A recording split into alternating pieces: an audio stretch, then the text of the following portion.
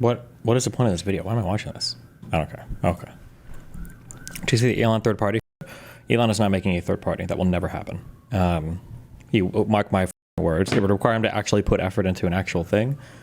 It won't happen. P.F. Jung defends removing birthright citizenship. All right, last topic.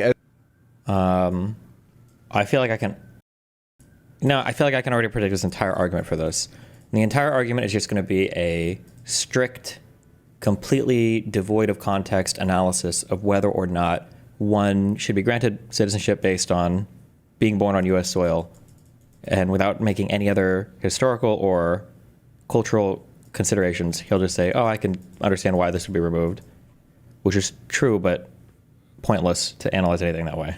But as you know, we'll continue with, my job is to remind my audience filled with Israeli settlers, radical black Marxists, and Destiny fans that you should steel man your opponent, and that allows you to then defeat them more easily.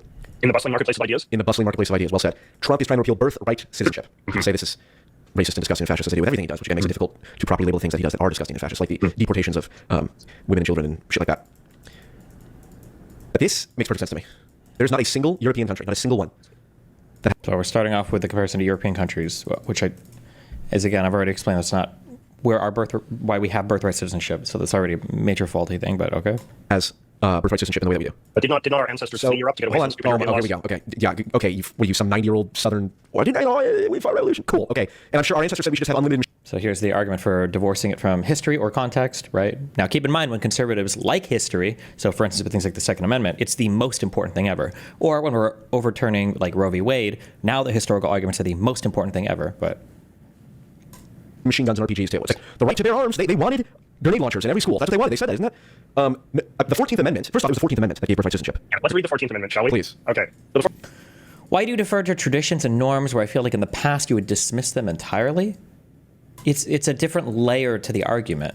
A norm or a tradition isn't a reason on its own to keep something around. But if something does exist as a norm or tradition and it's been there for a long time and you don't have a compelling argument to change it, well, then it probably should just stay, right? If the United States didn't have a Second Amendment and we had no firearms in the U.S., we had like 10 million guns or something, and somebody's like, oh, we should have like this amendment that lets us so every single individual can buy a gun, I'd be like, oh, probably not a great idea. But we've had the Second Amendment since the founding of the country. We've got like 400 million firearms here. Oh, fuck it. Probably might as well keep it now. Getting rid of it probably wouldn't help very much. So. 14th Amendment says, all persons born or naturalized in the United States and subject to jurisdiction thereof are citizens of the United States. Okay. Now, and part of this is deeply ambiguous to you. It's not ambiguous. Okay, so two things. First off, it was not the founding fathers who wrote that, so it was not in the vision of this country initially. The reason it was there was a very practical and good reason, which was slavery. That's why the 14th Amendment was implemented, so that slaves were ensured would have citizenship. Good. It was not meant for, so if someone from Somalia comes through the southern border and has a kid here, now that they're citizens. Like, that's not what... Like, they knew what those words were, right? Like, they could have written the amendment to say, only black people, or only the children of slaves, or only those subject to slavery. They didn't write those words. So, I mean, like, this is an emotional argument about how you feel they felt at the time with no actual factual backing. What the purpose was. And here's the thing. All this would do, let's say birthright citizenship was repealed, it would bring it in line with every major European country and, freaking Japan and Israel and other countries and shit like that. I think Brazil has the same sort of soil gives citizenship idea. Does Canada have it as well? Yeah. Oh, interesting. Okay. Well, no one wants to go. Basically, all of the North and South American countries do. That's kind of important, but okay. They all live in America. So, but my point is, I don't see how this is some, like, if we did this, well, I mean, you can think whatever you want, but the fact is that we do have the plain text of the Constitution, and it clearly says all persons born or naturalized in the United States are citizens of the United States. And I feel like it is very difficult. Sure, I'm not asking for your legal interpretation. I'm asking for the purposes of the law, the purpose of the law. I do think this is important, right? Because we do have to obey the Constitution. We have to obey the text of the document. And I think that if you have like big conversations about what you feel is right, people can have abstract conversations about things that they consider the Constitution to be bad at or flawed ideas. That's the only conversations that matter. Well, but then you kind of have to have a conversation in favor of amending the Constitution because that's the constitutional process to correct the problems of the Constitution. It's not to say, I don't really like this idea in the Constitution. I have a strong argument against it. Therefore, the president can just issue a executive order that says we don't have to obey a part of the Constitution that we think is kind of weird or dumb. Like, that is not how the American system works. Sure, I'm not. Yeah. And if you think birthright citizenship is bad, then you should be advocating for a constitutional amendment to repeal birthright citizenship. You should not be advocating for the president to put forward some cockamamie legal theory about why the plain text of the Constitution does not apply to the children of immigrants, legal or otherwise, because it very clearly does. That's wrong. No, legal immigrants. If your parent is a legal immigrant, you get citizenship. It says all persons born in the United States. Yes, I'm pointing out that removing birthright citizenship means that if you are born of a citizen, one or more parent is a citizen, including a legal immigrant, that would make you a citizen. Well, it would depend what the constitutional amendment would say. Well, correct. Yeah. But I'm just pointing out if we adopted what is the norm across the entirety of Europe, for example, it would be that one or more parent is a citizen. Also, I know for a fact that P.F. Jung would never adopt like the free speech standards that don't exist in Europe. Well, we should just adopt the norm all across Europe. There's no shot, but the country, there's like certain things, legal residence for like 8 years or whatever, something like that. Yeah, some details do matter. Yeah, okay, but I'm putting forward the philosophical position. Yes, of course. Yes, we should probably minimize the degree to which we just trample over the Constitution. Okay. Nobody seems to give a shit when we declare war on random countries and just bomb, drop 30,000 bunker busters. So, I tend to take it less seriously. Like, oh my God, the Constitution's over. But I agree. In theory, it should be. In practice, it should be an amendment. But I'm entertaining the philosophical case because there are people who are like, birthright citizenship is a necessary and fundamentally important thing. And I would say no, as evidenced by virtually, a ton of other countries do not do it.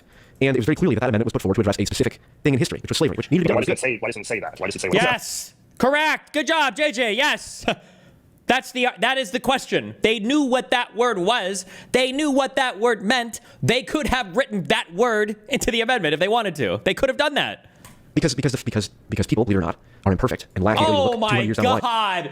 Oh, this is the most bleeding heart, living, breathing Constitution. I can interpret it however I want it to be interpreted argument in the history of the universe. This is worse than the most liberal on the Supreme Court would ever argue. My God.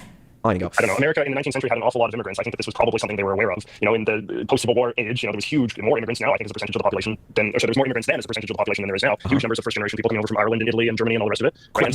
European nations, right? Yeah. Right, which is different from like Somalia or, other nations.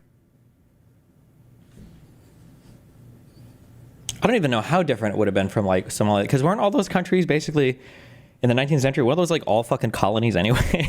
Like weren't all those countries colonies anyway? Like all of northern Africa, wasn't it basically like colonized by Europe for it still in the 19th century? I don't know when those all like started to break away, but this was the moral panic of that time as well. Like people thought, the Irish and the Italians are going to ruin American culture and all the rest of it. The point is, though, sure. The people who did this were racist. Yes, that's not that. I'm making the opposite point. I'm making the point that like the people that were writing the 14th Amendment were surely very aware that America had a lot of immigrants and that a lot of these immigrants were not citizens and yet were having children on American soil. So I think it really sort of defies belief to believe. Maybe I actually don't know if that's historically accurate. The purpose of the 14th Amendment was in place of Reconstruction. Was during Reconstruction. But they chose not to say the children of slaves are American citizens. They chose to say any person, which living in the context of the America that they lived in, they certainly would have been aware that this would also apply to the children of immigrants. If they had not intended it to apply to the children of immigrants, they would have written something like all children of slaves are American citizens. But they didn't. They wrote it in a very broad, generalized language that from the earliest moments were then understood to apply to the children of immigrants. There's like jurisprudence of like Chinese people that were having children.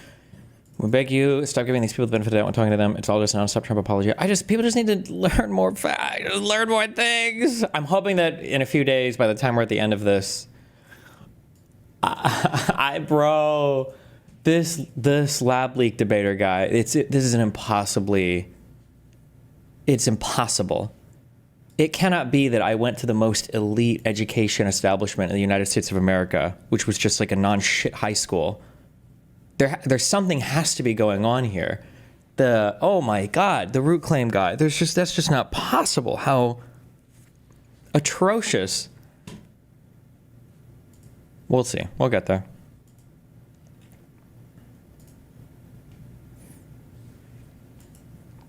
Yeah, that first guy though. Apparently he's active on Twitter too. I just want to. I think I need to talk to the first guy. I bet I can just tweet at him. I bet after this combo he'll come on a chat maybe. Or it seems like he's not like a huge dude. He is him. He is that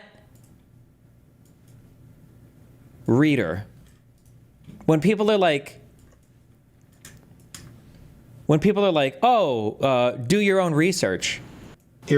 And this guy, he did do his own research.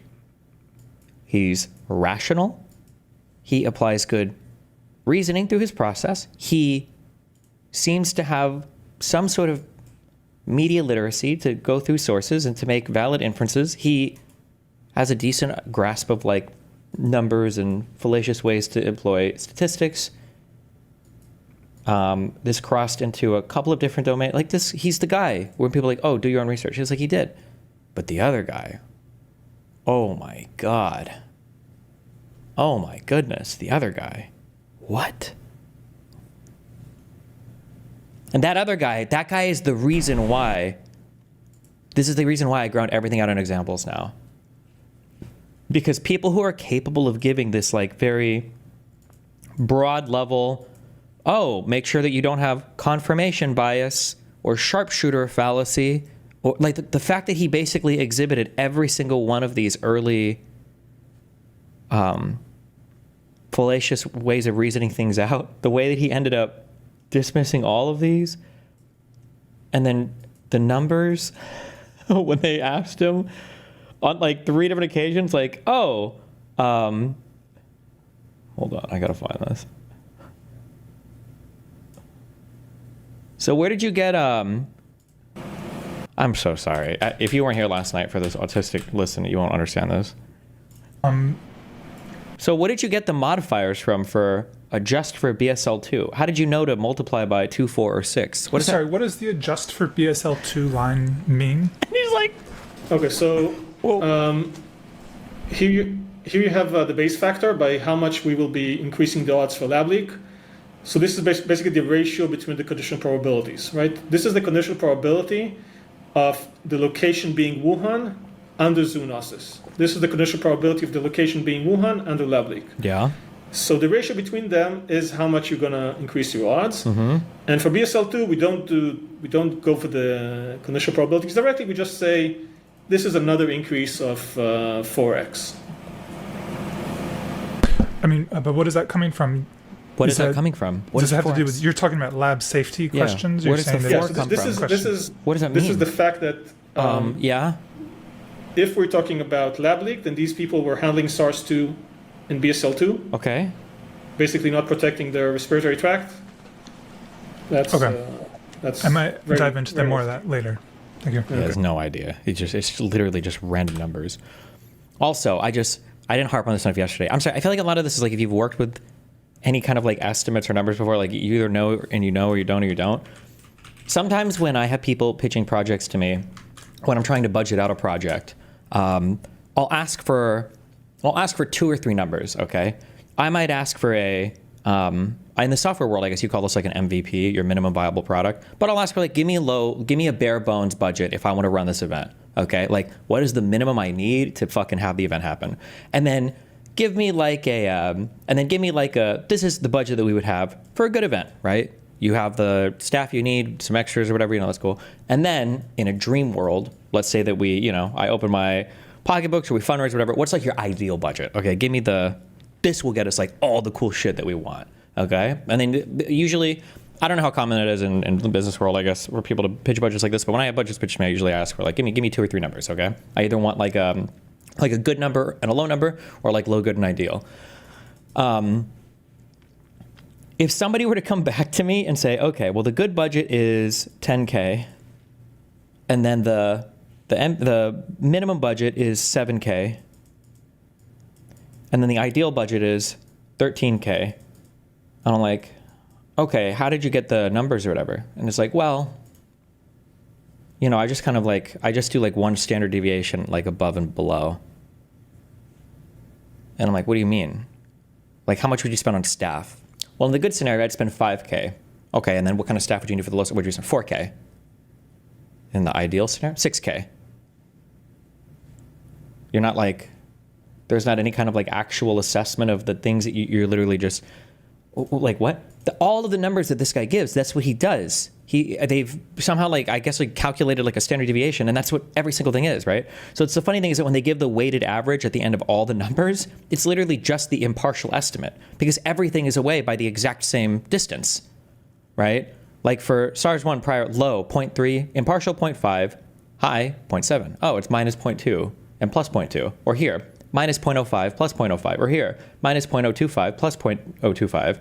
Or adjusted for gain of function and growth. Oh, okay. Well, a low estimate would be 0.5, impartial 1, high 1.5. Like, to try to say that these are even like real estimates, these aren't real estimates. They're calculating this impartial one, and then they're just like ballparking a high and a low based on the same distance from the middle number here. I'm sorry. This is just so dumb. Okay, sorry. We're doing new stuff first. Sorry. Oh my God, it actually triggers the fuck out of me so much. For BSL2, aren't those the odds you're more likely to catch COVID using BSL2, or is it just retard math? It's retard math because guess what? BSL2 is the appropriate laboratory safety level to handle SARS-CoV-2. It's literally posted on the CDC website. You can go and look. Laboratory safety, biosafety guidelines for working with SARS-CoV-2. BSL2 facilities. That's the recommended thing. I don't know if they think that working with it means that it's just going to be like sprayed around the laboratory in like a perfume bottle. And so if you don't have a mask on, you're fucked. Or like,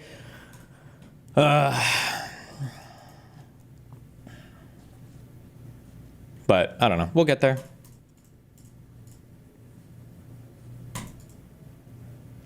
What are the credentials of the dudes on this panel? This guy, the guy who's arguing for lab leak is just $200 million net worth guy who's trying to prove his own system of reasoning.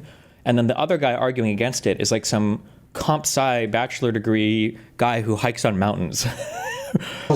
Who put together a really, really, really good presentation. Like after we watched his 90 minutes, I was like, oh shit, how the fuck is this guy gonna count this? This guy covers a lot of ground. And this guy's a god, and he's fearless, okay? They are 80 minutes through the presentation. He's like, hey, 10 minutes. And the guy's like, huh, those 80 minutes sure did fly by. That's where they tested these drains all across the shop, all across the market, and they found drains in the slides. So this was blamed on the the leak. They did and there's nothing really said from where did they bring it up? So of course though, not commingled with us. And market the sewage outside there's the pot lines to see two. Fuck. Who is the top guy? These top two guys are very well educated. They're the judges that were brought on for this event.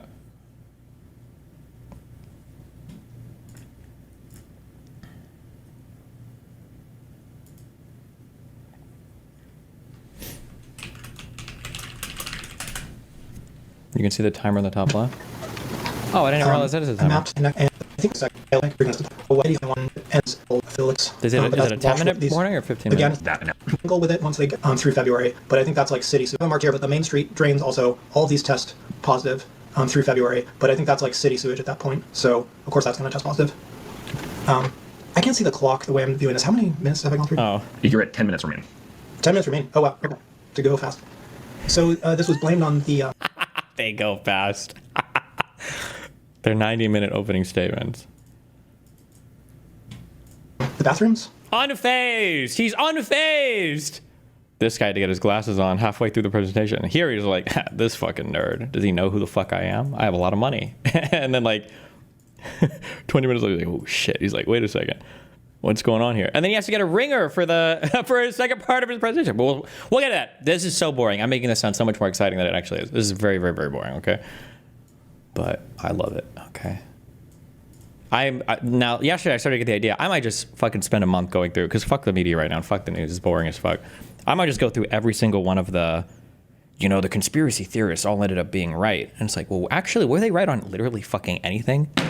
We might read the Mueller report after this. I don't know. We'll see. To go get me the platinum chip. I don't really know what it does, but I just know that you need to go get it, and then hopefully we can go to Hoover Dam together. I'll take you and get you a hot dog. We'll go. Are you researching this just for knowledge of the conspiracies, or are you going up for some vaccine debates? I'm reading it because it's just nice. You have to know a lot of information to be able to counter everything that comes up, and it's nice to be able to just annihilate anybody that brings up these points, right? Like if J6 shit comes up, I want to be like, you saw Luke Beasley on Tim Pool, right? I like having those types of responsibility, or some of my debates where people bring up random shit. It's just nice to be able to have that stuff and to have like a very thorough understanding of it. And I want to be able to, if I run into like this like Brett Weinstein fucking loser, any of these people, I want to be able to debate ahead of their level, which is not difficult to do as well. But okay. I got the idea of paying a guy to do like new stuff for me every morning, so I'm not missing anything at least. I don't know why he put Pepe always wins here though. We might find a new guy.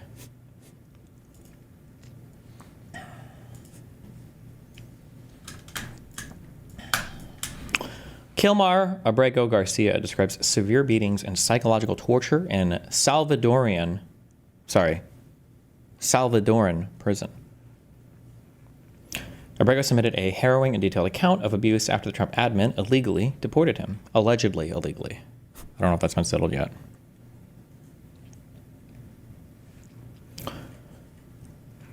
Kilmar Abrego Garcia, whose illegal deportation by the Trump administration captured national attention, is now offering a chilling account of his mistreatment in a Salvadoran prison, claiming he suffered severe beatings, sleep deprivation, malnutrition, and other forms of torture at the hands of his jailers. Abrego, a native of El Salvador, revealed details of his time in the country's notorious anti-terrorism prison in a legal filing Wednesday. It's the first time he's provided a first-hand description of his experience after the Trump admin summarily deported him there in March in violation of a court order. The administration for months resisted a judge's command to bring Abrego back to the United States, but last month federal prosecutors secured an indictment against him in Tennessee for human smuggling. At this point, the administration arranged for him to be released from Salvadoran custody and return to the U.S. to face those charges. The Salvadoran prison where Abrego was initially housed, known as the Anti-Terrorism Confinement Center, or by its Spanish-language acronym, SECUT, is reputed to be rife with gang violence and human rights abuses. But there are a few first-hand accounts of treatment there because El Salvador's president, Nayib Bukele, has vowed that its prisoners will never be released. Abrego's account of physical and psychological torture stand in stark contrast to the portrayal by the Trump admin and Bukele, who posted a photo of what he claimed was Abrego having margaritas with Senator Chris Van Hollen after the senator secured a meeting with Abrego in April.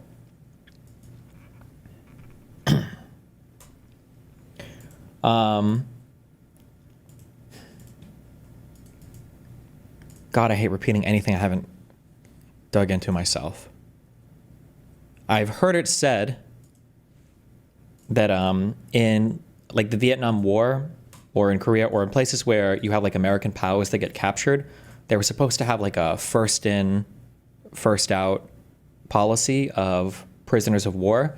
And you were supposed to be careful if they wanted to do like media stuff with you, because sometimes what the enemy military would do is they would just bring out like officers or high-ranking people, and then they would show them on media, or they would show them on the news, in good condition, having a meal and chatting with their jailers to show like, oh, this is how good the treatment is. Or they'd release some of these people early. They'd go, oh, look how great the treatment is for propaganda purposes.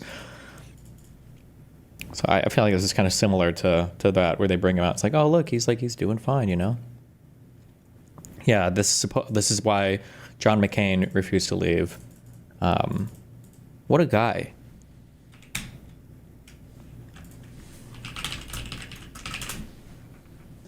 It's very easy to have some particular set of like morals or principles or whatever the fuck, but when the actual time comes where you have to, like exemplify those, is a very, very, very, very, very difficult thing to do.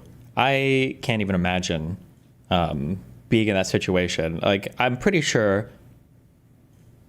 Like, I don't think anybody would fault him for it. I think most people would understand. There maybe would be a little dishonor and shame, but like the fact, Brandon brought up, like, I think at the time McCain was even a son of an admiral. He didn't have to be even in any kind of like forward like combat positions. He didn't have to even occupy these roles. He wanted to.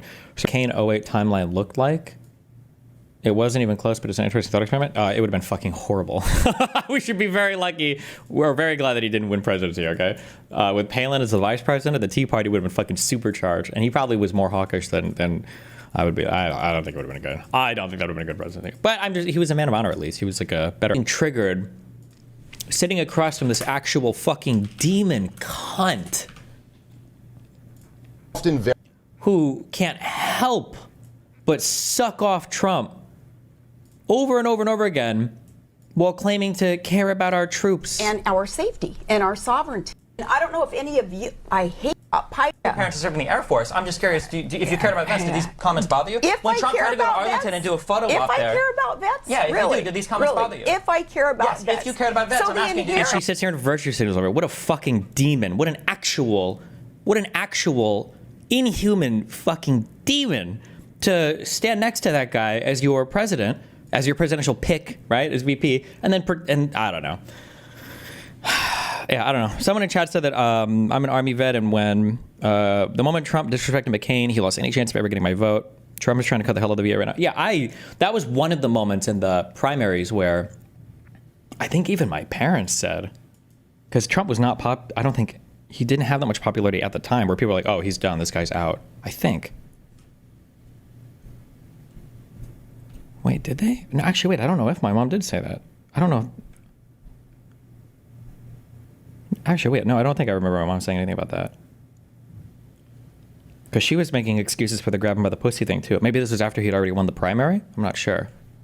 Fuck, I wonder if my parents were Trump fans from the very beginning, actually. Now I'm not sure. Talked about it. Imagine doing this at a time before you could take pictures of yourself for Instagram for doing it, you know?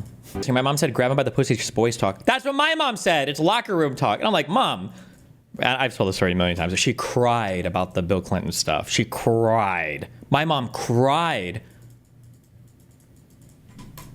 I remember her and she must have still been in the Air Force, because I remember her crying in her fucking, it's not a flight suit. It's that, whatever the green drab, whatever fucking uniform they wore before they went to base. I remember my mom crying about how horrible it was and how all the women in the military will be mistreated as a result of, how Bill Clinton is acting. I'm like, oh my God. Whatever the olive, yeah. Hi, everyone. Just to hear Trump fucking, you can roast McCain for a lot of shit, but when he was roasting him for his house, I'm like, being a prisoner of war is probably one of the, not to fucking go full Ameritard, but probably like one of the most patriotic things, like right up there next to dying for your country, is like one of the most, one of the largest ways you can exemplify your commitment to, your country. It's just unbelievable to me. This is the same party that, do you remember the don't put me on this. We were not supposed to talk about this right now. Do you remember the obsession about them and John Kerry in the boat or whatever? Does anybody remember that? I don't even remember this conspiracy. People obsessed over this. Something about, like, Kerry tried to dodge his military service, or was like running away in a swift boat or some stupid shit. The Republicans were obsessed about military record and stuff, but unrelated, but I keep hearing you say that personality disorders are not real mental disorders. I don't think I've ever said that in my entire life. You've inferred that from what I've said, but that is an outdated understanding based on the DSM-4 classification. Personality disorders are generally considered to be mental disorders. Mental illness is just a vague term used synonymously with mental disorders. Oh, okay. That might be a misunderstanding I have. My understanding is that personality disorders are things that generally are like not treatable with medication, and they're just considered like extreme types of personalities, and the best you can do is kind of make people aware of it, maybe, so they can kind of correct some things about it, hopefully. But like compared to like major depressive disorder or like ADHD, like these are things where you can diagnose them, you can prescribe a medication, and ideally like there's some medication or some therapy regimen that can actually like treat the thing, but you can't like treat a personality disorder. Like you can't treat NPD, if it's even real. I don't even know how much research there is to back up. Like, but a lot of the personality disorders are just kind of like kind of semi-manageable. You make people aware of them, but I could be wrong about that also. But there is like a big difference between the. Actually, you know what? Forget, just fucking eject everything I just said, because I don't think ADHD is considered any of those things. I think it's considered a neurodevelopmental disorder, but maybe that's not. Maybe it's all part of the same shit. Actually, I don't know. Is a neurodevelopmental disorder characterized? Okay. When do we get the DSM-6? When does the DSM-6 drop? This is a decade old.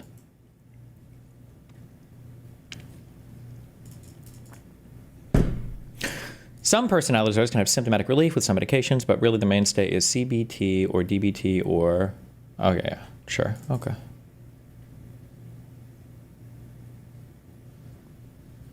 And then medication can help alleviate some of the other symptoms, sure. Okay, anyway.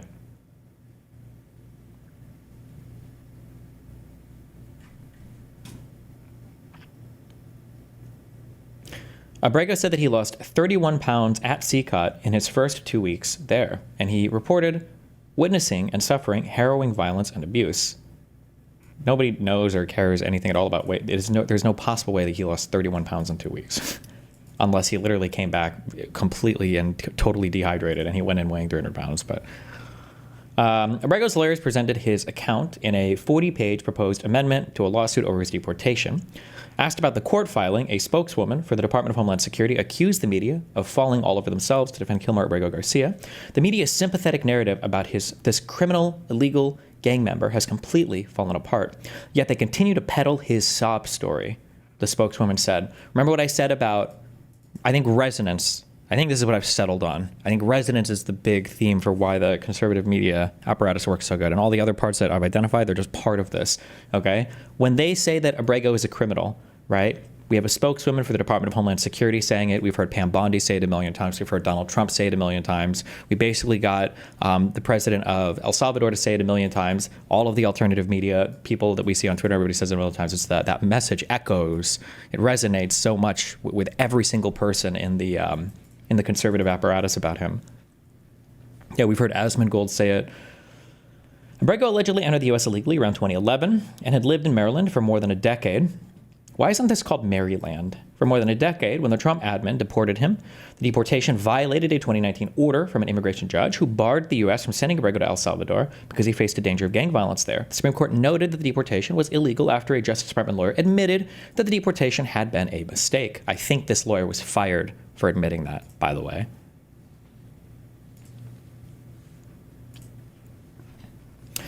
In the new court filing, Abrego described being the first person off an airplane in El Salvador after the Trump administration flew him there with more than 200 men on March 15th.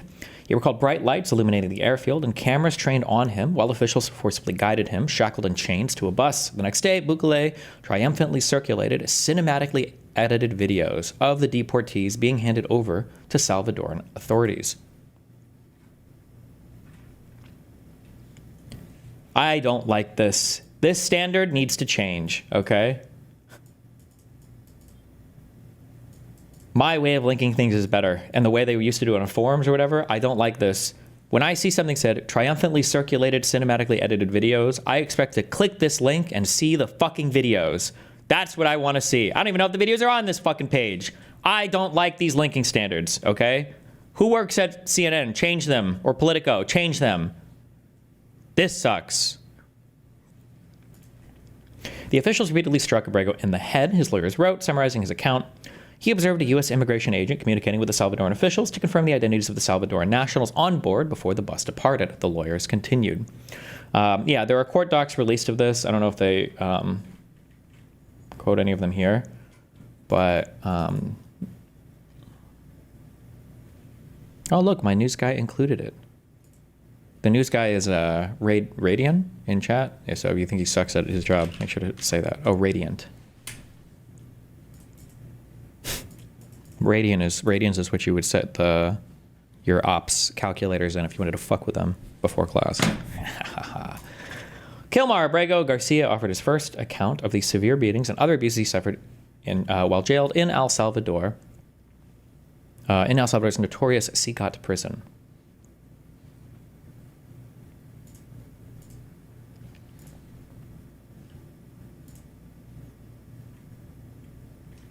Wait. You said actual filing. This is not the actual filing. You mislinked. You mislinked!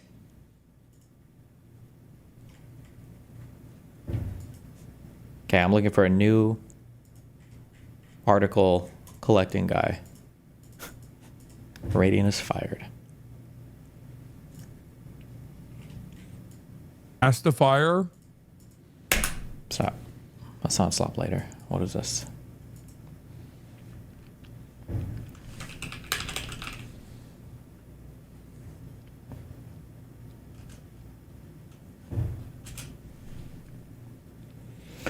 Upon arrival at Sicat, the detainees were greeted by a prison official who stated, "Welcome to Sicat. Whoever enters here doesn't leave."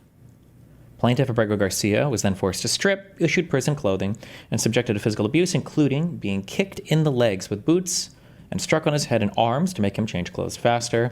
His head was shaved with a zero razor. What does that mean? Like a straight razor? And he was frog marched to cell 15, being struck with wooden batons along the way. What does frog march mean? Closest to the skull. Okay. I don't want actual frogs marching. Lined up with chains? Okay.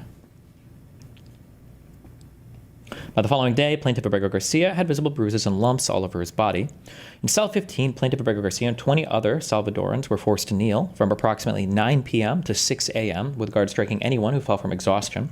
During this time, plaintiff Abrego Garcia was denied bathroom access and soiled himself. The detainees were confined to metal bunks with no mattresses, in an overcrowded cell with no windows, bright lights that remained on 24 hours a day, and minimal access to sanitation.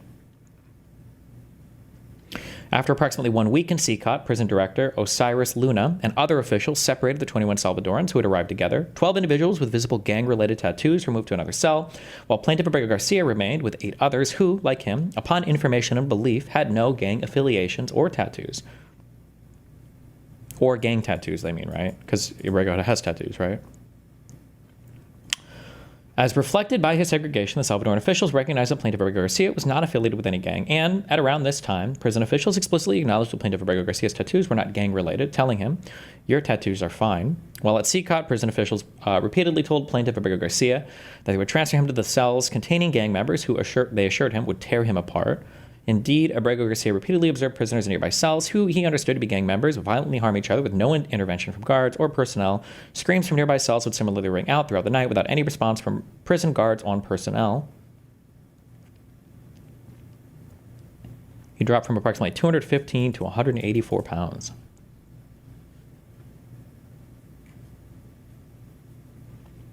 Now, to be fair, this is just a complaint. You can write whatever you want in this. So he could theoretically be lying about all of this. I'm just saying, just to be fair. But, I mean, he does allege it. And he signed it, so...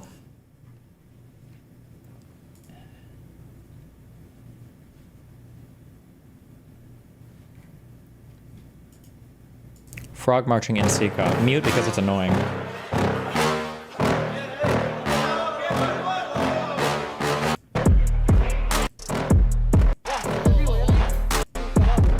Oh, it's actually... We might have seen this before.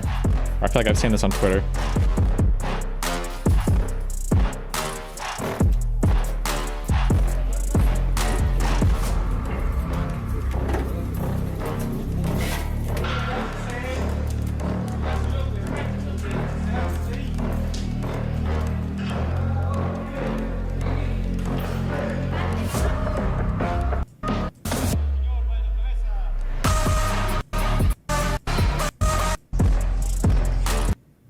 This is not the prison.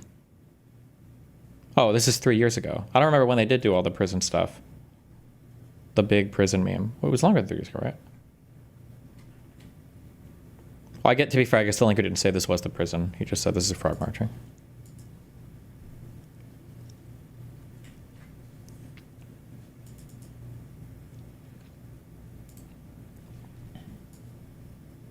Vote no on this, then, and if you're going to vote no on this, then you're voting along with Democrats, especially Democrats like Maxine Dexter, who was on the Hill today dressed in a white robe, who also visited El Salvador to go see Kilmar Abrego Garcia, who killed Americans.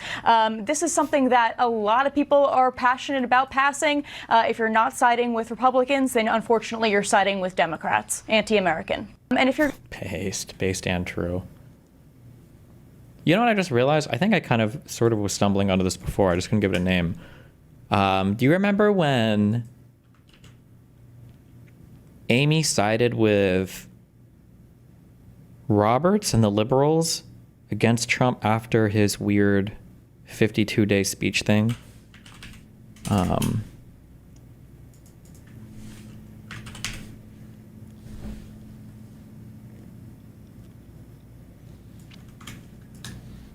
And then on that day, all of a sudden, Amy Coney Barrett, all of a sudden, every single fucking account was on point.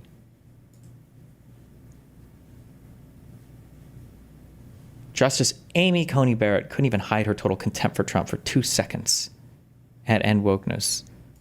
Cat turd. Amy Commie Barrett strikes again. Another cat turd one. Traitor. Mitch McConnell globalist plant. Jack Posobiec was here. Amy Coney Barrett, DEI judge. breaking. We need to have a conversation about Amy Coney Barrett, DC Drano. I started to just write down all of these accounts. It was just crazy to me that there was so much coordination, or apparent coordination. These were just some of the, I think I stopped at like 30 or 40 of these. All of these accounts were tweeting that she needed to be like impeached or kicked out on that, just because of that one ruling. It was crazy. Fox correction. Quickly, Fox News Tonight would like to make a correction on a statement made by one of our guests last night. As Monica Page pointed out on her X account shortly after her live appearance, she misspoke when she said that Kilmar Abrego Garcia had, quote, killed Americans. He did not. Monica apologized, and we as well do at Fox News at Night. Thanks. Well, Frieda's ready.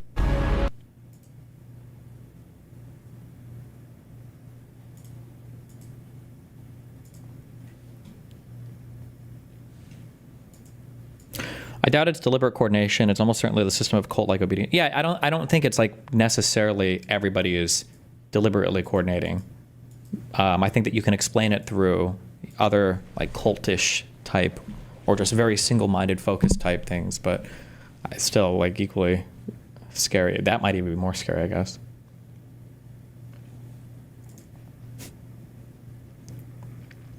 Abrego Garcia has requested to stay in jail awaiting trial in his cooked-up human trafficking case because he thinks the Trump admin is likely to illegally deport him to El Salvador again. Jesus.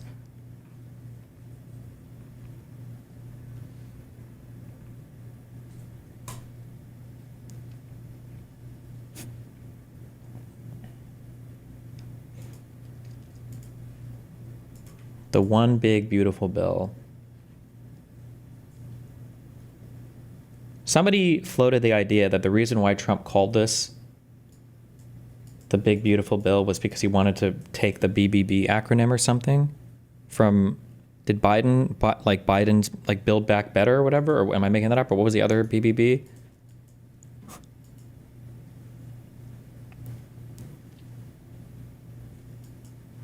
Yeah, I don't know how true that is, but it wouldn't surprise me.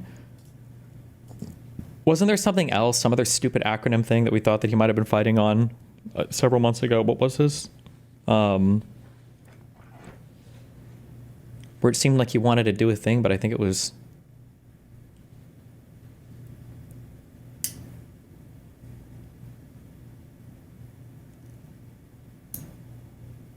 Nobody remembers. Fuck, I don't remember.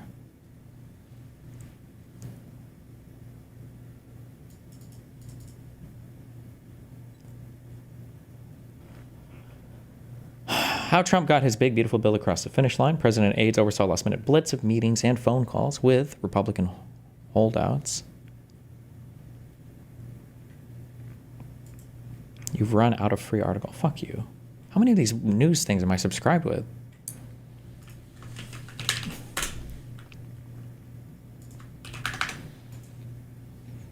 Thanks for having me walk away from the far-right big fan. No problem, Nepalev.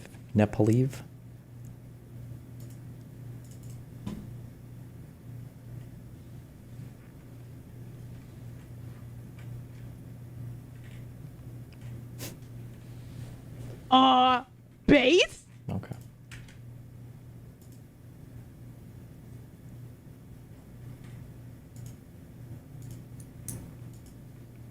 He did give me an archive link. Thank you. A YC.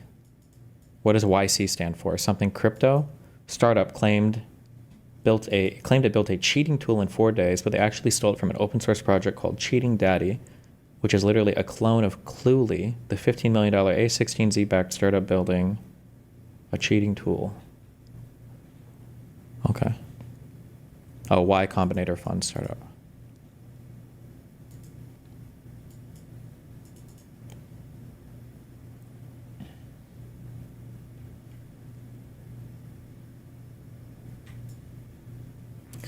Oh, good one.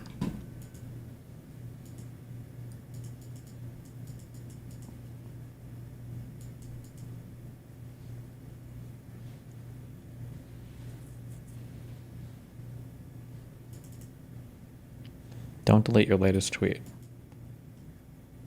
Wait, what? I don't even think my latest tweet was that edgy. Why are people saying it was super edgy?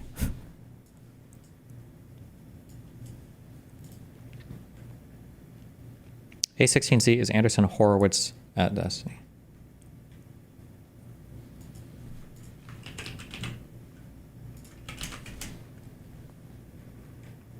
Mike Johnson was almost aborted. He was the result of an unplanned pregnancy, but by God's grace, his mother let him live. I've never heard a stronger argument for abortion in my life. Is that really that? I feel like that's not that edgy. No?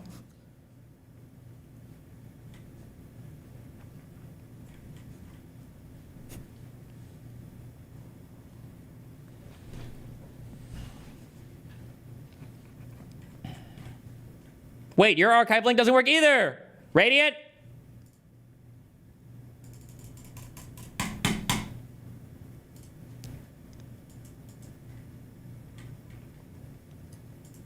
It literally worked last night. They're coming after our links. They're coming after our archive links. Am I logged into this? Hold on.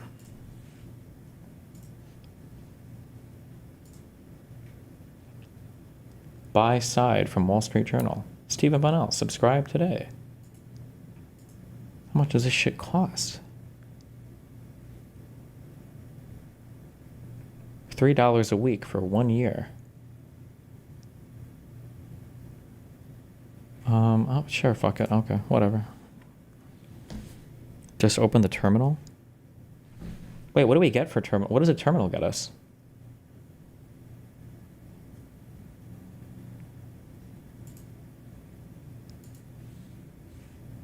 Enter. Oh my God.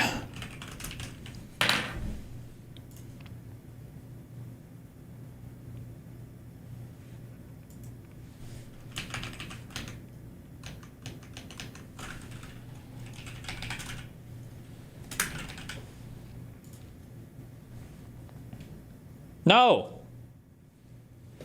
Bro. Hold on. I gotta go get my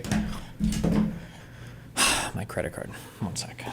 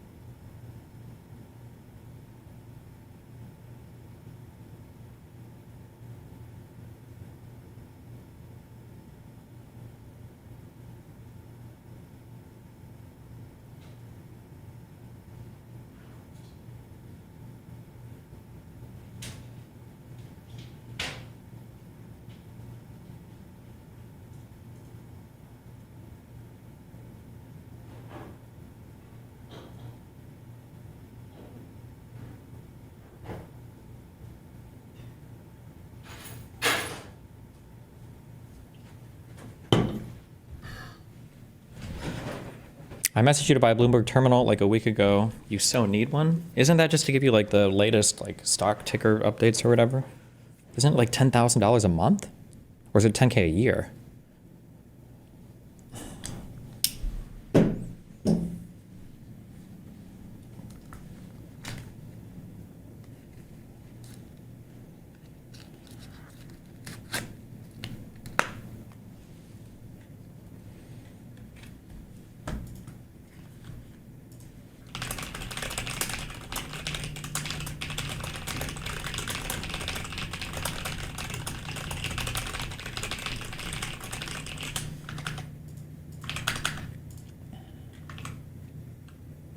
It's 24K per Wikipedia. 24K what? One time per year per month? Why would you just list $1 amount with no time frame or anything? Okay.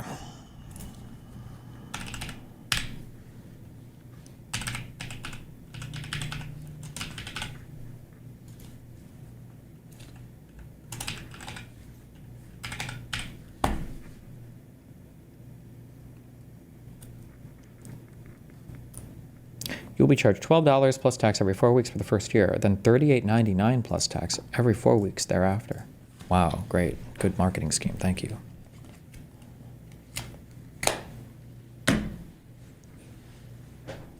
Your use of market watch? No, I don't want any of this bullshit. All right. We're in.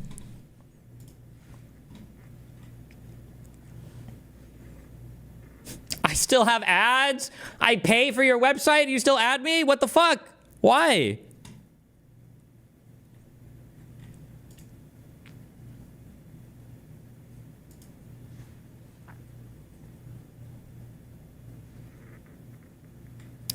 Washington. What, DC, the state? Am I supposed to just fucking know? Why do we have a state called Washington? Can somebody explain that to me? There were so many confusing things to me as a child. I lived on Ohio Street in Omaha. And then I find out it's a fucking state.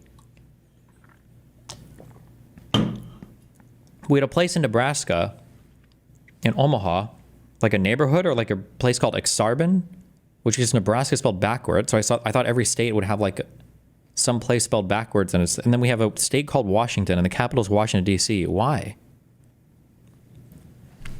What's going on there? Can we not be so fucking confusing? Named after the president? The state of Washington is named after the president?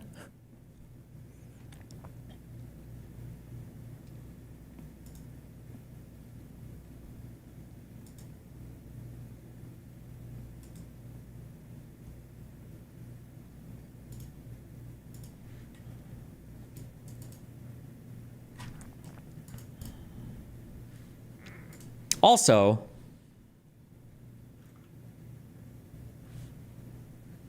oh, this is actually like a reverse shocker, by the way. Someone said, you'll be shocked about how most black people got their names too.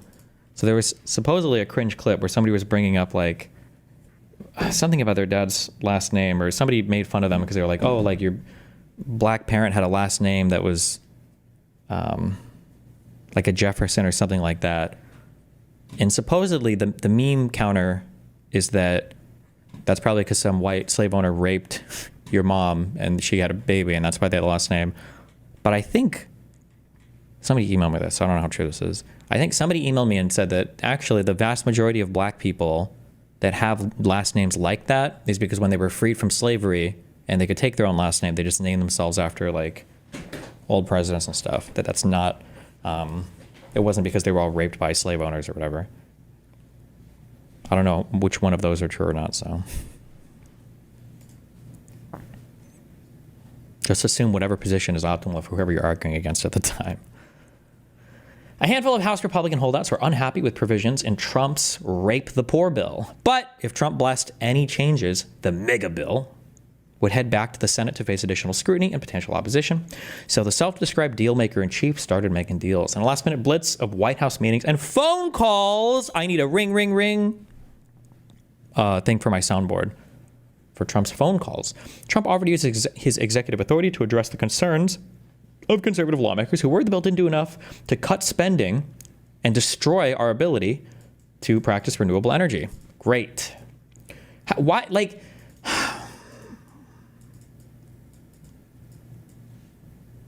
Do conservatives not feel at some point that you're, I don't want to be hyperbolic, but like they're just like the party of like evil things? You ever notice that? It's just like evil shit. Like, we got to get rid of these goddamn solar panels and wind turbines. It's like, bro, like it's clean energy. What the fuck? Why? How could you be against this? Right? If you want to still drill for oil and all that bullshit, then okay, fine, sure, whatever. Like you can do that. But like, why attack the other shit? Like, is actually so fucking crazy. It's like, it's just like evil. Like, why would you do this? Why would you be against this?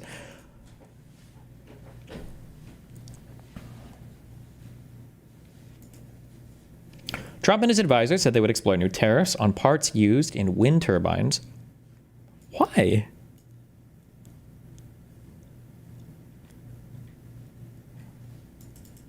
Why?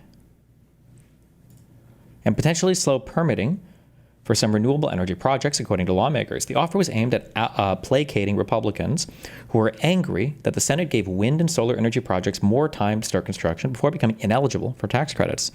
In the meetings, Russ Vought, Trump's White House budget chief, like they even pick people based on evil last names. Isn't Vought the name of the company that makes the superhero serum in The Boys? Bro. Why does Tulsi Gabbard have the evil gray hair thing? This is the supervillain strand. Why would she do that? This is the supervillain. Why would you do this? They're like, they just pick, they're like evil maxing. Why?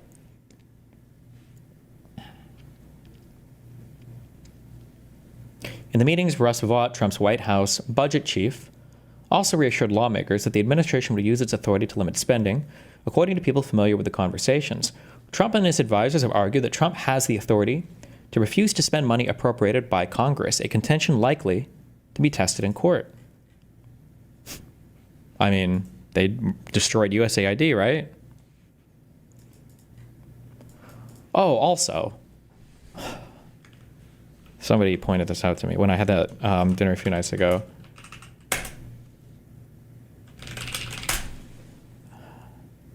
You remember that fucking dog shit website called The Revolver? No. Wait, was it? Wasn't it called The Revolver? Was it just called Revolve?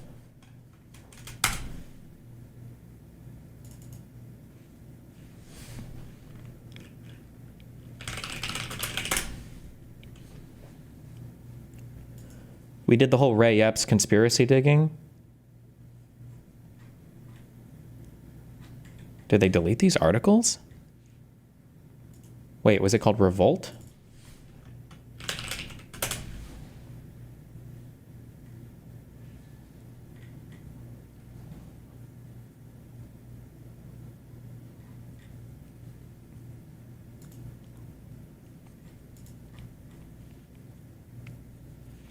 Fuck. Does anybody remember who did the original article on Ray Epps? It was Darren Beattie.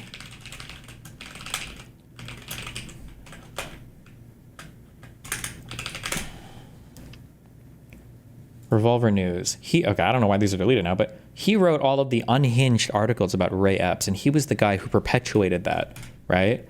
And I read through that. I did all the debate prep and everything for that. He was in this debate. Then you're gonna that guy over there. For the last 2 hours, Trump asked for the national weapon, saying he joined for this debate. He didn't have much to say. He's a fucking lunatic, a fucking insane person. This guy, Darren Beattie, is an insane person who did all of the original Ray Epps shit.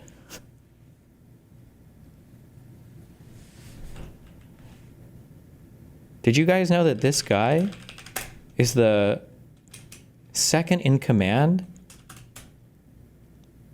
in the State Department?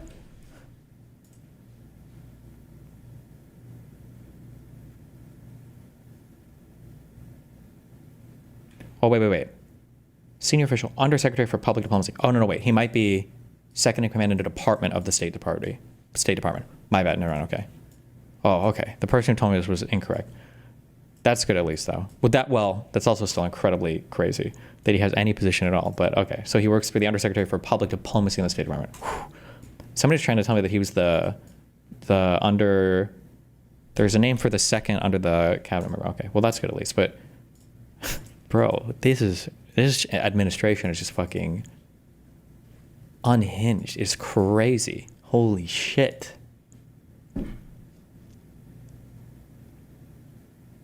He has a PhD in political theory from Duke, where he wrote his dissertation on mathematics and the structure of modernity.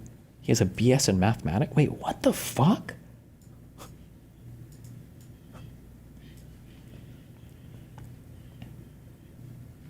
The Deputy Secretary is second and third. There are two. Undersecretary for Political Affairs is fourth. Okay. He's the Undersecretary for Public Diplomacy, so.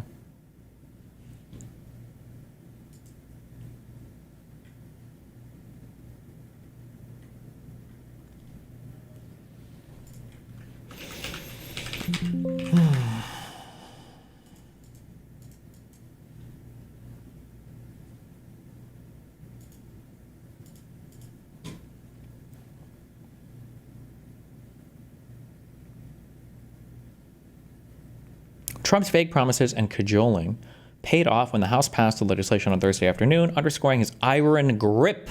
Oh, I'm gripping it. He's gripping it. On the Republican Party, just 2 House Republicans and 3 GOP senators voted against the bill.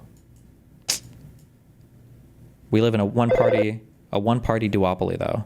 Is this a good ring sound? I don't think I like this one.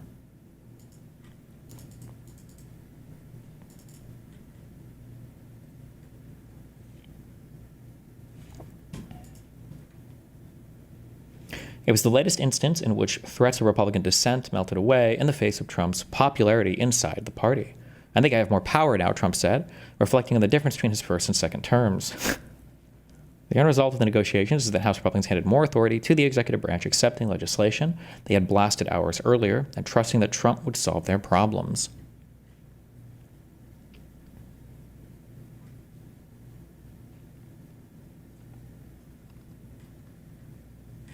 This fucking guy, dude. 214.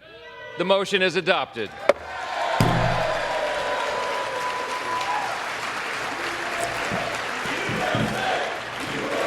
So fucking cringe.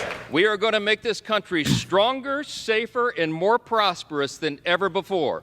And every American is going to benefit from that. Today, we are laying a key cornerstone of America's new golden age.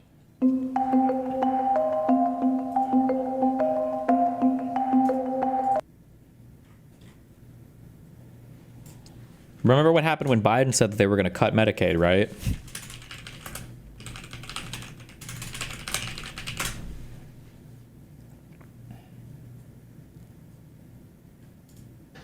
So some of my Republican friends want to take the economy hostage. I get it, unless I agree to their economic plans. All of you at home should know what those plans are. Instead of making the wealthy pay their fair share, some Republicans want Medicare and Social Security to sunset. I'm not saying it's a majority.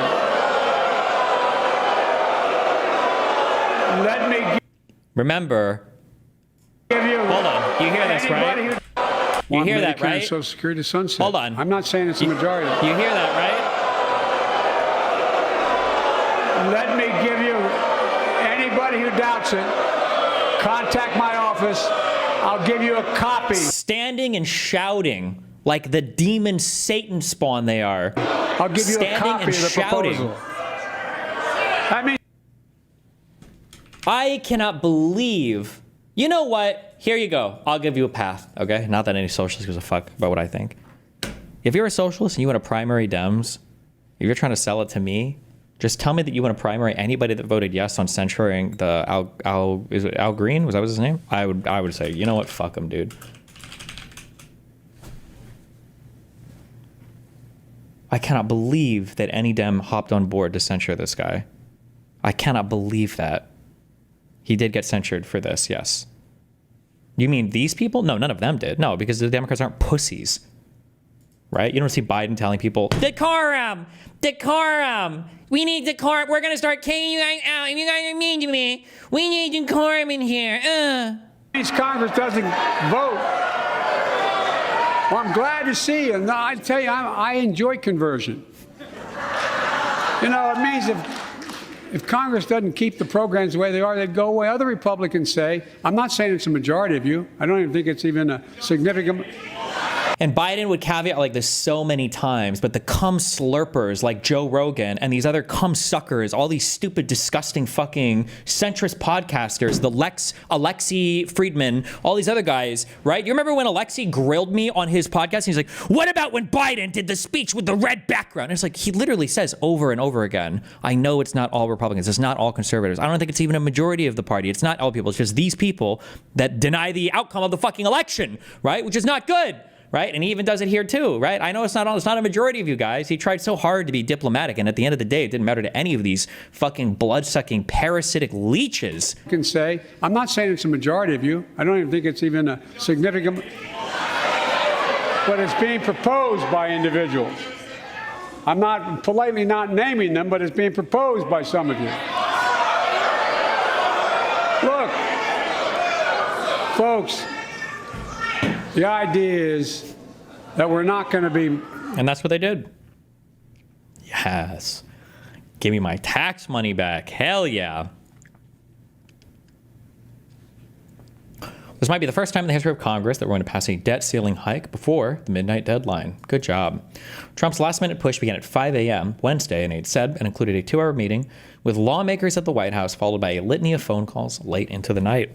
At the Capitol, an afternoon vote stayed open for hours, setting a record showing that Republicans were struggling behind the scenes.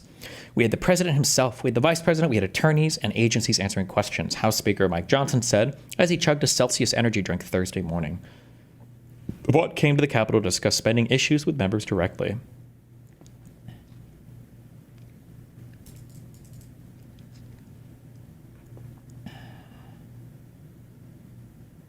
Trump volleyed between typing out threats and encouragement on Truth Social.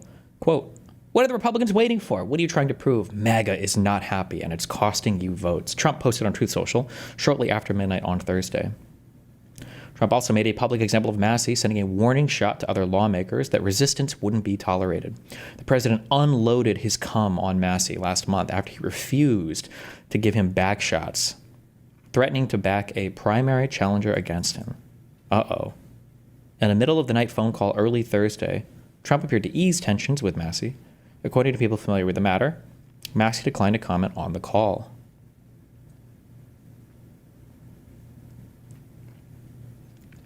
House Minority Leader Hakeem Jeffries set the record for the longest House floor speech, criticizing the bill for more than 8.5 hours. Unbelievable.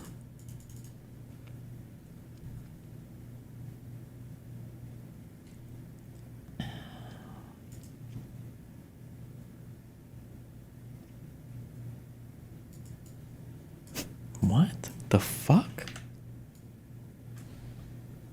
I have so many thoughts on this that is literally that it literally keeps me up at night. Zohran Mamdani eating rice with his hands during an interview. I very sincerely doubt he has to scratch his anus any less than the rest of us, which makes this whole display. There's no way he tweeted this out. I don't believe it. Somebody link me an archive. There's no shot that he actually tweeted this out. It's not real. It's not. I don't believe this is real. That's fake? Okay, yeah. There's, like, I legitimately, I don't believe, there's no way. There's such an obviously... Actually, I don't know. Actually, I don't even know these people anymore. I would need to see an archive to believe this one, though.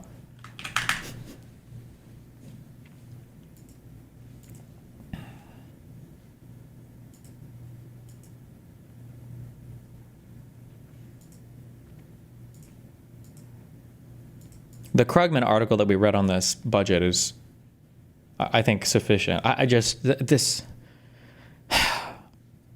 This, in my opinion, the top-down messaging from the Dems that should echo everywhere. Every single conservative should have to answer for the deficit, because at the end of the day, no matter how much pain there should have been relating to budget cuts, relating to programmatic cuts, relating to whatever else, no matter what, at the very least, the ending salvation thing was supposed to be that we were going to control the spending, decrease the debt, decrease the deficit. That was supposed to be the thing, and they have monumentally and epically fucking failed at it. They have fucking, and every single fucking Republican on every single one of these stupid fucking shows, all of them should have to address that. Can you admit that Doge fucking failed? What, did we get any Doge cuts at the end of the day? Was it 9 billion? Did we get any Doge cuts?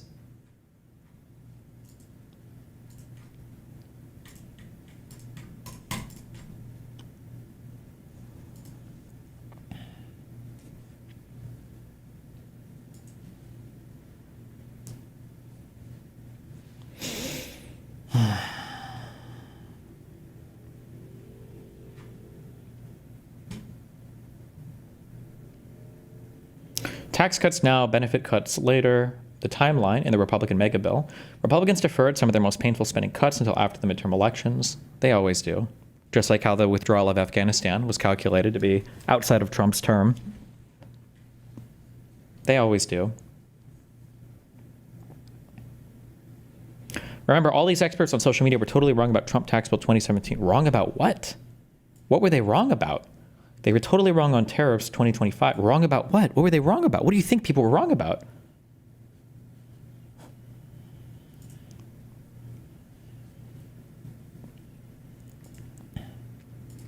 Let's see what Himmler is up to. Or Goebbels, sorry, Goebbels.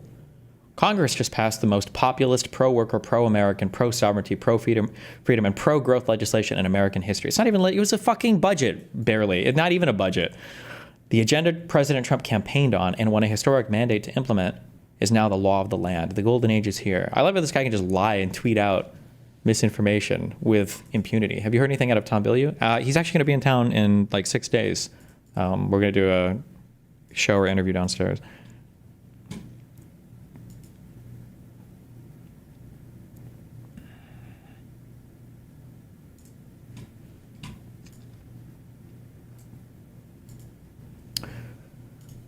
This is my congressman. He is incredibly unfit for office. Please let me give you a quick introduction to him. Derek Van Orden. For starters, he was on the Capitol grounds on January 6th. Good one.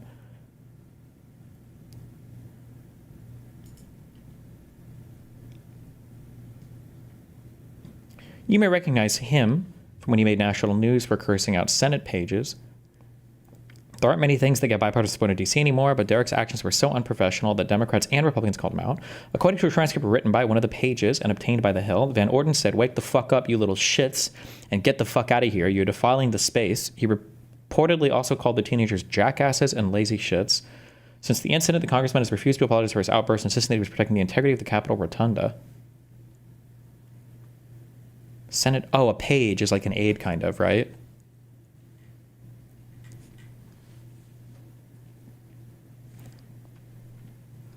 GOP House member can't stop yelling obscenities at people. He attacked a high school library aide because of a Pride Month display at his local library. Okay, I actually don't give a fuck about most of this. Sorry. Okay, I don't care.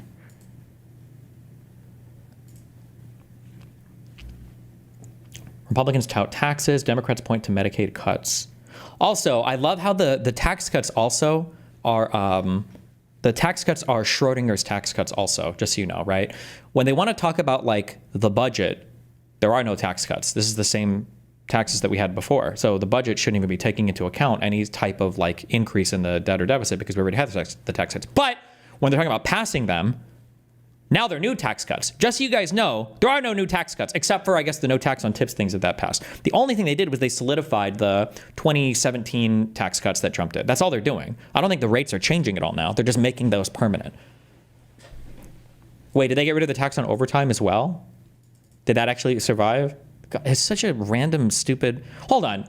Can I understand the tax on overtime thing? Is it all of your overtime pay is no longer taxed, or just the additional pay that you get on overtime is no longer taxed? And is that not subject to all tax, so your FICA and your federal tax, or is it just not subject to your federal tax and you still pay FICA on it?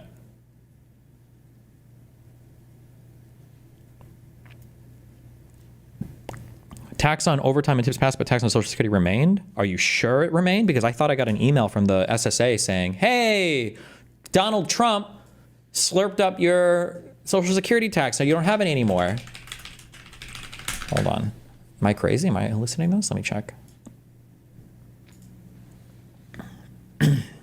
Social Security applauds passage of legislation providing historic tax relief. This bill ensures that nearly 90% of Social Security beneficiaries will no longer pay federal income taxes on their benefits. I thought they got rid of tax on Social Security. That's what it looks like based on this email, no? I got that email too. I forgot to include it. I saw a tweet that they sent out the email, but it's a lie. Wait, what? You got that email? Why did the SSA fucking send me spam email? Well, it's not spam. I think you sign up for it when you sign up for some bullshit.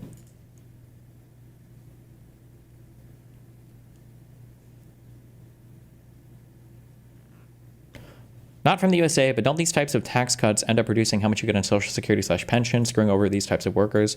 No, when people talk about how well-funded Social Security is, that's just a meme that people use to scaremonger on both sides. Social Security will always be funded to some extent. Like, at the most, you'll lose 24% of what you're owed or whatever, but like, there's other ways to appropriate money or get money to the Social Security fund. The idea that like people are just going to magically stop getting Social Security is bullshit. It's just never been the case. It's just like a fearmonger tactic that, again, unfortunately, both sides kind of use.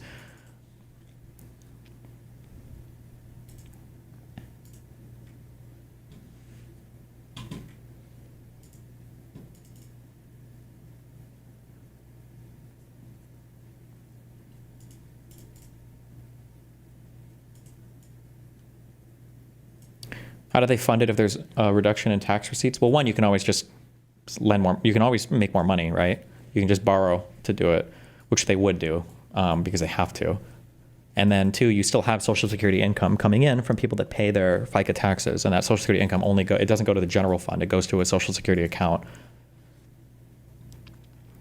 The Senate passes no tax on tips and overtime provisions. We reported in May on the provisions in the House's One Big Beautiful Bill addressing two of President Trump's campaign promises, no taxes on tips and overtime. Senate now passed its version. This is yesterday.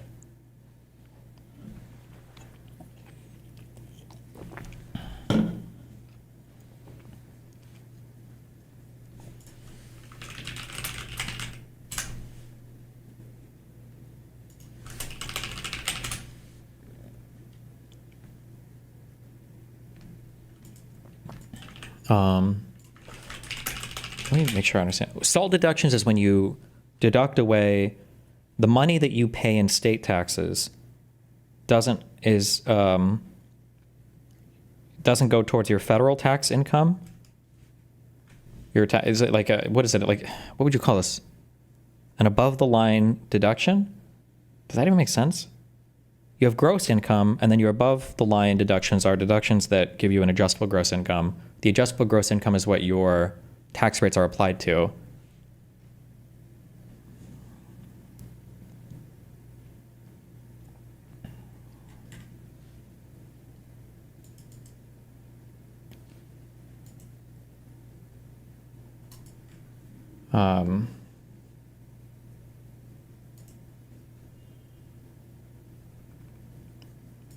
The SALT deduction limit went up to $40K.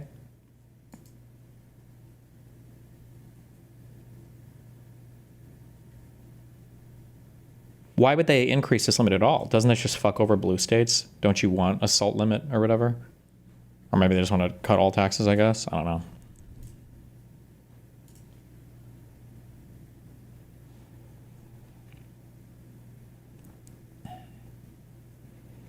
There are GOP reps in blue states. Okay, that's fair. In order to be deductible as qualified overtime compensation under the Senate provision, as is true of the House, the payment must be overtime paid as required under Section 7 of the Fair Labor Standards Act, that is in excess of the overtime or the regular rate at which such individuals employed. Qualified overtime compensation does not include any amount treated as a qualified tip. In order to be deductible, a qualified tips journal must be paid voluntarily to a person who works in an occupation which traditionally and customarily receives tips. Fuck! Does my thing count as tips? Hold on one second.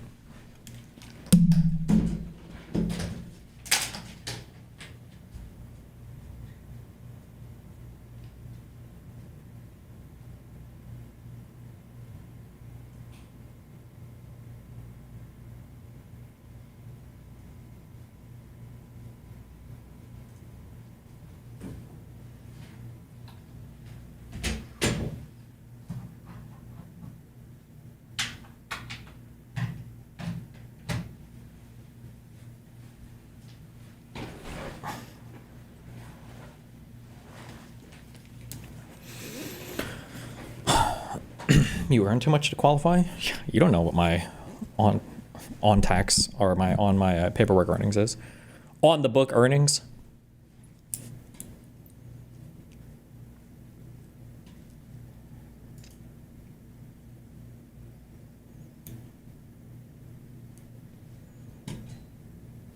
FICA and SICA still apply. Oh, okay. So they didn't touch that.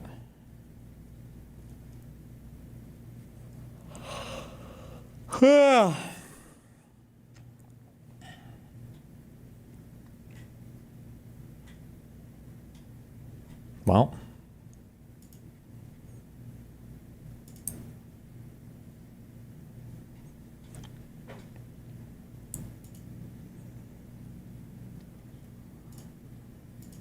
Gamba guy mad about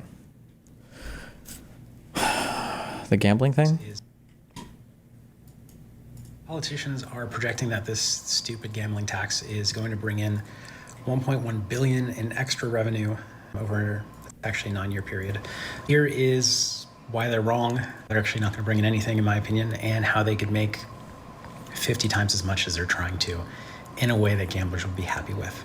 So apparently someone got out a spreadsheet and did the math on this, but just not the kind of math that includes human behavior, right? It's so annoying when you calculate, if you're genuinely, legitimately trying to figure out how much revenue you'll raise from an activity, the easiest way to know if a person is utterly and completely full of shit, like you can tell us about the Trump admin when it comes to the tariff revenue calculations, is you have to calculate for a change in behavior based on new cost, because changes in behavior are always going to accompany, they're going to shift along that demand, the demand line, right, on your supply demand graph or whatever, based on an additional price, right? Let's say that I have 100 people who subscribe to me in DGG at $5 a month.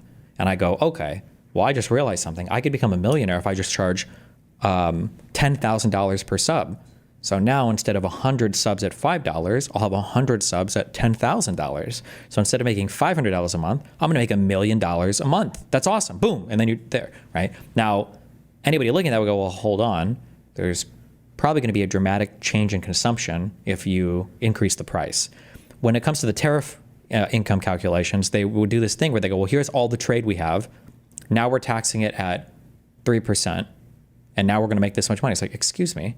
Why would you expect the consumption to remain unchanged and people to just eat an extra 3% cost or 10% or 20%, whatever the fuck our rates are right now, you know?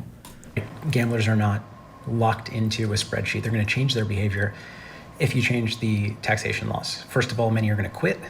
Reminder that this tax bill, by the way, would tax break-even players and there's some losing players because it takes away the ability to deduct 100% of losses. So with many players quitting, especially pros who are just above the break-even line and are struggling to make ends meet, many pros are going to play less, many casual players are going to play less, and a lot of people are going to go offshore, and that's the main thing I want to talk to you about. So this article cites a report that's... Wait, is that true? Someone in Kick Chat said, Destiny, they tax gambling revenue, not profits. Is that true?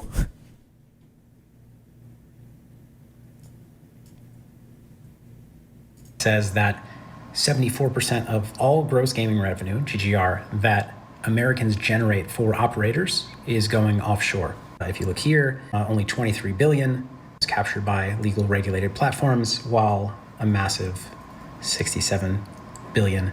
Can we... Hello. Okay. Where are the gamblers at? Where are the poker players at? Can we just like legalize poker on like federally in the U.S. again? Can we just like do that? How about that? Because all these people are playing, or the few that still do play on fucking offshore sites, or they use crypto sites. Anyway, why not just like make that legal again? Bring back Choker Stars. Bring back the Full Tilt. Like, why not do that? No? Flowed to offshore illegal operators. I don't know why I started to read it, but once I started, I couldn't stop. I did find another estimate that was a little bit smaller, but still... Or like, where is stake? How does stake work? Because they do a lot of money as well. And we have sports betting. How do we have sports betting, but poker is still illegal? What the fuck? Once I started, I couldn't stop. I did find another estimate that was a little bit smaller, but still, in the grand scheme of things, it's a huge amount. What's going to happen in reality because of these tax changes should... Bro, our sports betting shit is so serious. A kid's game. I think League of Legends just started doing sports betting. Am I making this up? This was like a week ago. We're opening up betting sponsorship opportunities for Tier 1 LoL and Valorant teams in the Americas and EMEA with safeguards to protect competitive integrity and... Oh, this has to do with sponsorships and esports. Oh, I guess people are probably already betting on it, huh? But...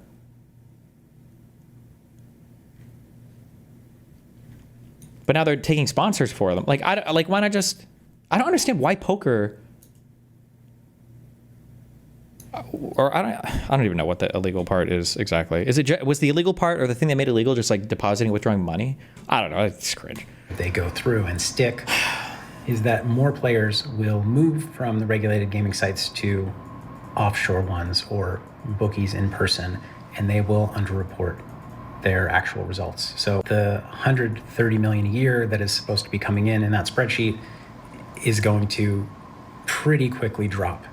Furthermore, this through and stick is that more players will move from the regulated gaming sites to offshore ones or bookies in person, and they will underreport their actual results. So the 130 million a year that is supposed to be coming in that spreadsheet is going to pretty quickly drop. Furthermore, this takes business away from regulated casinos and sportsbooks and poker sites, who on the whole bring in a whole lot of money already and a whole lot of tax dollars. So when you factor in players quitting... This is also true for the porn shit recently as well, which is fucking annoying, which I have a personal stake in now, in that all of this overregulated porn stuff, the only people that follow this stuff are the actual big porn sites. The weird, shady ones that exist overseas, they don't give a fuck about you. These people don't respond to DMCA takedowns or respond to revenge porn takedown requests or respond to, whatever the current American legislation is. So all you're doing is driving traffic away from your law-abiding, legitimately operating businesses, and you're pushing them into the arms of an increasingly internationally sourced in countries that we might not even like, and we definitely can't reach them legally, into these areas. It's so stupid. Players playing less, players reporting less. It takes that 130 million number down to, let's call it half that. And then when you look at losing business for these massive companies that are taxed by the US, I feel like it gets wiped out pretty quickly. Now, here's the good news, lawmakers. You can tax us a whole lot more, just not like this. Not in a way that punishes the honest people, not in a way that punishes the players who are earning the least, who are breaking even, and some who are losing.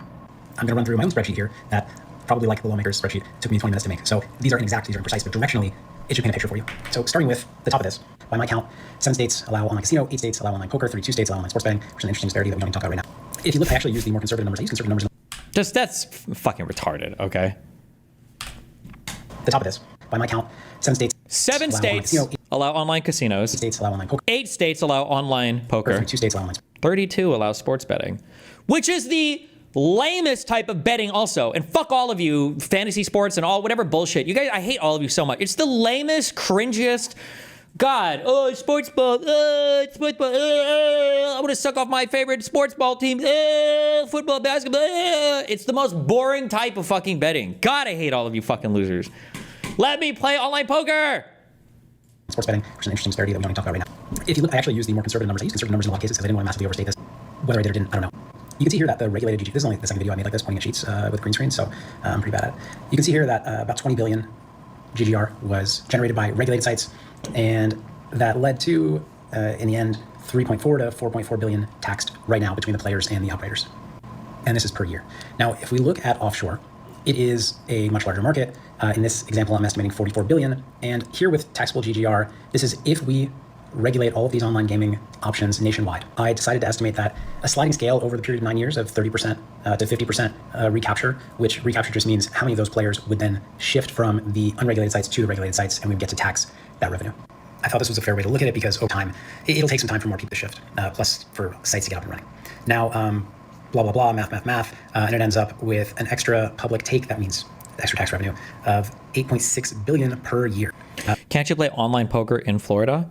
No, this is one of those places where having it be a national or international thing has a real argument behind it. It's not fun to play poker when it's heavily restricted to just a couple states or when it's heavily restricted to just a certain type of people. Those types of things are more fun when everybody's allowed to play, all right? Nobody wants to load up. You could technically always play online poker in the United States, okay? There are always ways to do it. Even after Poker Stars and Full Tilt fell, there's one left, okay? He's evaded my thing. There are 5 fruit flies that died in that thing in the past 3 days, okay? And then for 1 or 2 days, no more, there were 5 the first, and it's good. So that works. But there's one guy here who flies around and he doesn't die. But he's smart enough to evade the trap. I think he sees his friends in there. They must die. He must die eventually. But, yeah, logging into fucking, I don't even know what people play now. Back then, after Joker started spell, it was Bovada or some bullshit. Logging in and seeing oh, cool, there's literally 30 of the most insane shark fucking players, okay, that have 52 different, poker player trackers up on their screen that are grinding the fuck out of, 30 multi-table, actual fucking Rain Men, everybody. And I'm going to jump in and play here? No! I want to play with the Sunday Million, okay, with a bunch of fucking retards like me. Fuck. It's not fun when it's heavily fucking restricted to just a few people. The games become way tougher and the amount of money available is way less. Fuck that. Extra public take, that means extra tax revenue of 8.6 billion per year. So when we look at what this looks like down here. Fruit flies come from your plants, by the way. No, they don't! Those are plastic plants. They're not real. Shut the fuck up. For this 9-year period, the 130 million a year equals 1.14 billion. There's 8.6 billion a year, at least 77 billion in tax revenue. That's a lot more. Now, this is actually a big underestimate in one way, which is that if you legalize and regulate online gaming across the US, the overall market, regulated and unregulated, is going to grow significantly. Right now, I imagine a lot of people watching this didn't even know that you could gamble on an unregulated site. And further, there are people watching who knew that you could but don't want to because they don't want to take. Why? Where are my old debates with Lauren Southern like 10 years ago where I was like, oh, you guys would love Sharia law. You guys would love Sharia, I bet. You guys just do it in different words. And now where are we at? We banned online gambling, except for sports betting for some reason. We've banned porn, okay, like 10 states. What the fuck? We've banned abortions. We have women incubators. Bro, what's happening in my country right now? Hello? The pro-freedom party? What the fuck is going on? What is happening? I try to load my fucking phone up and I get, oh, you need to fucking take, what is it in Tennessee? You have to take a picture of your fucking cock every hour to prove that you're still hard and that it's not a minor dick? Like, oh, look, make sure, look, don't worry, it's just me. Here you go, here I am. Jesus Christ. And then if you don't want to jerk off and you would go fuck some chick instead, if you accidentally knock her up, now she's committed to no abortions. The cops are going to rape you at the border to make sure that you're not leaving somewhere to go get a fucking, it's okay, sorry.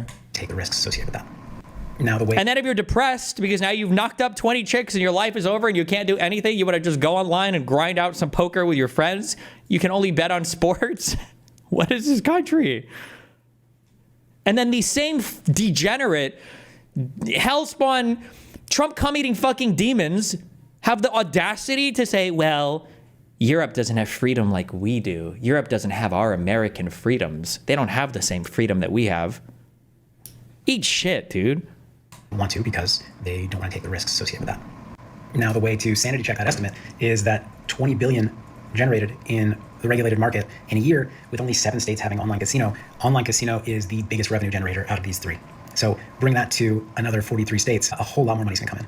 So this 77 billion number is an underestimate, probably, based on my understanding. Here's what else is great. When everything's regulated and legal across the US, and most of us are playing in that environment, you get to see all of it, right? You get to see how much we deposit, how much we cash out. You get to see how much we bet each day. True.